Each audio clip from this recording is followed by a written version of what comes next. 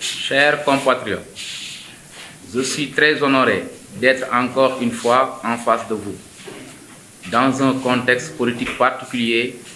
et d'une grande importance, marqué par le choix porté sur l'actuel Premier ministre Amadou Ba comme candidat de la coalition Benno Bokk Yakaar à l'élection présidentielle de 2024. Pour rappel, nous avons été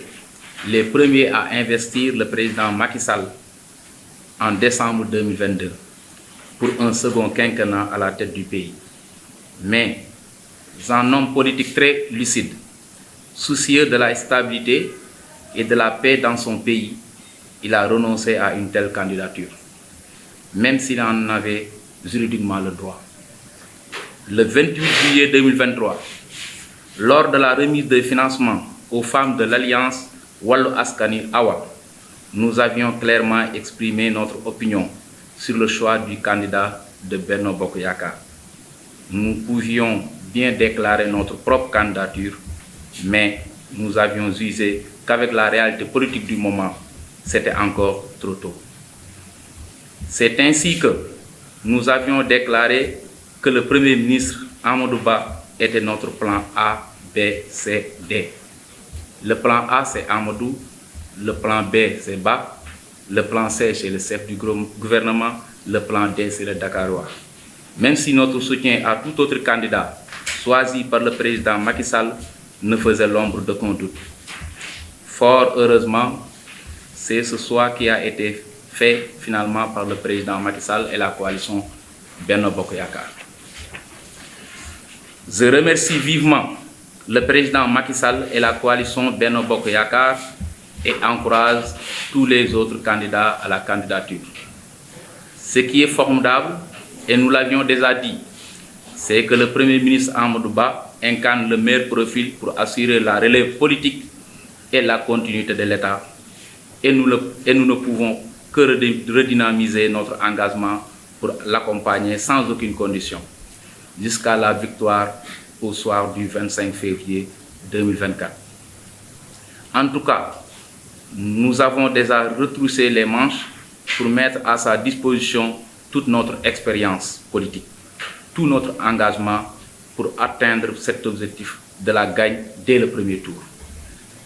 Le premier objectif politique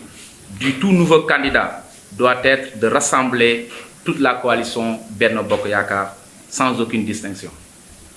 Après la victoire, mon intime conviction est qu'il doit aller vers la mise en place d'une équipe TP.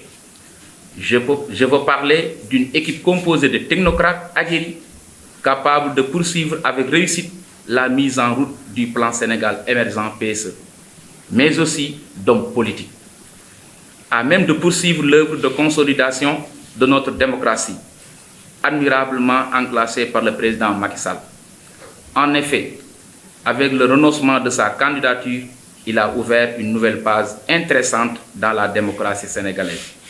dans l'histoire politique du pays, et il faut des hommes de valeur pour assurer le renforcement. Comme le disaient nos amis russes,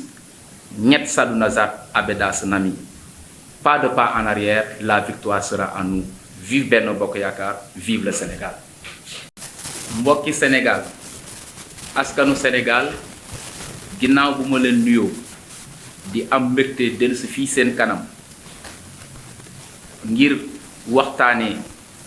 ci actualité bi nga xam ni moo xew ci politique ci Sénégal, mooy tànneef bi nga xam ni moom la waroon a tànn candidat bi war a joŋante ci élection présidentielle 2024 muy war a nekk mbërum Benno Bokk Yakaar. Yàlla def na ñun danoo jëloon président Macky Sall def ko sunu candidat, ñun ñoo ko investiroon le 20 décembre 2022. liñ ci jublu woon mooy mu defaat beneen quinquennat,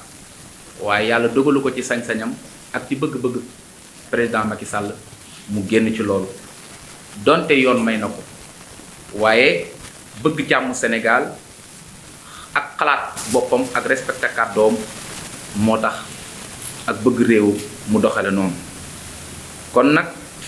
bis bi nga xamante ni le 28 février la woon, le 28 juillet 2023 bi may joxee financement yi nga xam moom laa jagleel jigéenu alliance Wallu Askan Wi di ci sargalaale woon docteur Djibi Sarr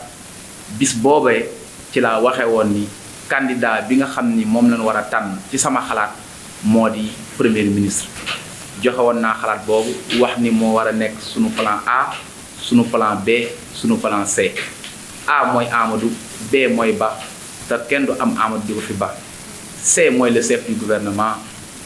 D moom mooy le Dakar waa ndax Dakar soxla na ko. Donc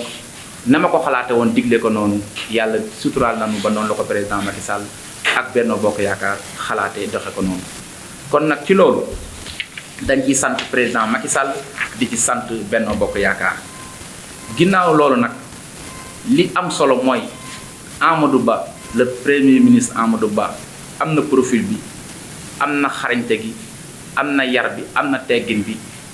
am na sutura bi ngir mën a yenu Sénégal jëmee ko fan ko jëmee ndax mu mën a continuer plan Sénégal émergent bi nga xam ni moom la fi président Macky Sall tracé tam am solo lool war a jële Sénégal fii mu nekk jëme ko ci yoonu développement. kon loolu candidat boobu ñun ñu ngi ci ànd ak moom sans condition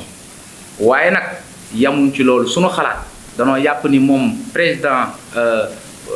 bi nga xamante ni moom lañ war a fal suñ ko falee muy Amadou Ba incha allah premier su boobaa li mu war a njëkk a def moo di boole Benno Bokk Yaakaar yëpp maanaam bu nee bee bi la moom day def PPP mooy boole ak boot Benno Bokk Yaakaar loolu mooy li mu war a njëkk a def waaye nag bu loolu lépp amee bu ndam amee leneen li ci des mooy war na am équipe boo xam ne TP lañ koy wax dañ sax ku daan def di jàng dara sax danaa defal travaux pratiques TP waaye TP bi moom ci politique bi ci Sénégal li mu war a def mooy ànd ak ay technocrate ak ay politique ànd ak ay technocrate ngir ñu liggéey ñin war a liggéeyee plan Sénégal émergent bi ànd ak ay politique ngir war a gérer lépp luy démocratie Sénégal ak lépp luy crise politique ak ay avantages yoo xam ne stratégie yëpp war nañ ko mën a teg ndax loolu mënul ñàkk kon équipe TP mënul ñàkk su ndam amee ci président mu ànd ak accompagner président Amadou Ba ñi ngi jaajëfal nag képp koo xamante ni nekk nga Benno Bokk Yaakaar muy parti yeeg mouvement yi ak président Macky Sall ak ñi ko composé ñu leen wax ni leen